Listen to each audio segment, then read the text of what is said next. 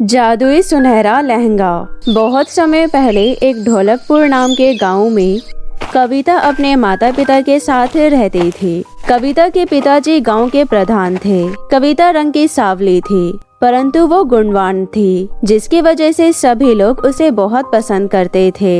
एक दिन दूसरे गांव के जमींदार प्रमोद अपने बेटे समीर के लिए कविता का हाथ मांगने आते हैं, परंतु कविता के पिताजी समीर को जानते थे कि वो एक अयाश और आवारा इंसान था और इसी वजह से प्रधान अपनी बेटी कविता की शादी समीर से कराने के लिए मना कर देते हैं। इस बात से जमींदार प्रमोद का बेटा समीर आग बबूला हो जाता है और कविता के पिताजी को सबक सिखाने की ठान लेता है। और एक दिन समीर अपने दोस्तों के साथ मिलकर पास के ही गांव के मंदिर में रखी बेशकीमती मूर्ति चुराकर उसका सारा इल्जाम कविता के पिताजी पर लगा देता है। गांव वालों को यकीन दिलाने के लिए समीर चुपके से रात के समय में वो बेशकीमती मूर्ति कविता के घर में रख देता है और तलाशी के दौरान जब वो मूर्ति प्रधान के घर से निकलती है तो गाँव वालों को यकीन नहीं होता कि ये चोरी सच में प्रधान ने ही की है। प्रधान जी, हम तुम्हें बहुत अच्छा इंसान समझते थे, परंतु जो तुमने गांव में चोरी की है उसकी सजा तुम्हें जरूर मिलेगी। नहीं नहीं भाइयों, आप सभी मेरा यकीन करिए, यह चोरी मैंने नहीं की है। मैं नहीं जानता यह मूर्ति मेरे घर में कैसी आई। यह जरूर किसी की कोई साजिश है। आप सभी मुझे कितने अच्छे से जानते हैं कि मैं कितने समय से इस गाँव में रह रहा हूँ। मैं भला किस लिए चोरी करूँगा। नहीं नहीं गाँव वालों, तुम इस बेईमान इंसान की बातों में मत आओ। अब हमें इसे इस गांव में बिल्कुल नहीं रखना चाहिए। इसके यहाँ रहने से गांव में रोज चोरियां होगी। इसे हमें इसी वक्त यहाँ से भगा देना चाहिए। और इस तरह सभी गांव वाले समीर की बातों में आ जाते हैं और प्रधान के घर को आग लगा देते हैं और कविता और उसके माता पिता को गांव से बेदखल कर देते हैं। और बेचारी कविता और उसके माता पिता उदास होकर गाँव छोड़कर चले जाते हैं।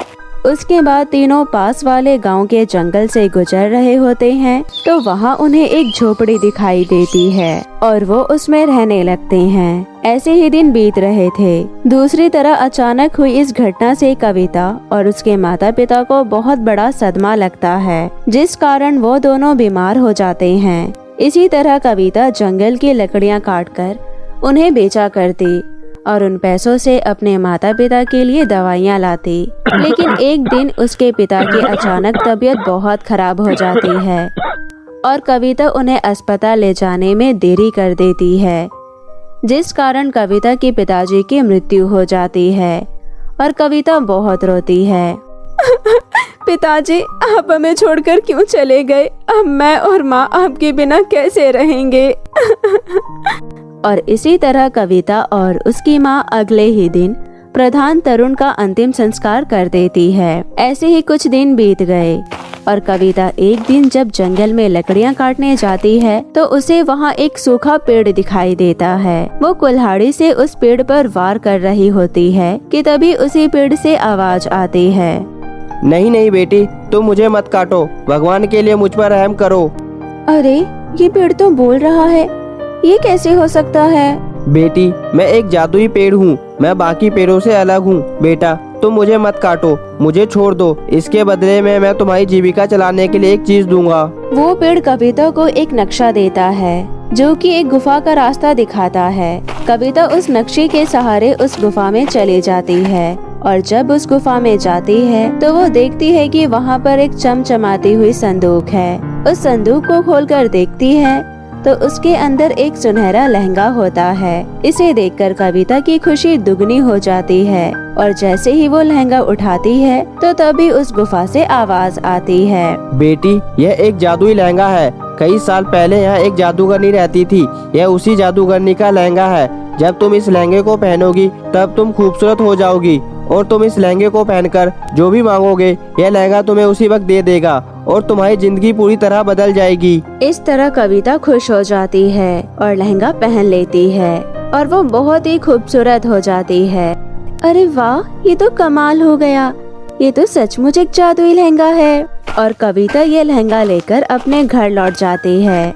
कविता उस लहंगे से जो भी खाने पीने की चीजें मांगती तुरंत ही उसके सामने आ जाती और एक दिन कविता उस लहंगे से हीरे मांगती है और तभी उसके सामने 5 हीरे आ जाते हैं ये देखकर कविता बहुत खुश हो जाती है और वो उन हीरो को बेचकर एक बहुत ही सुंदर घर तैयार करवा लेती है और अपनी माँ के साथ वहाँ रहने लगती है।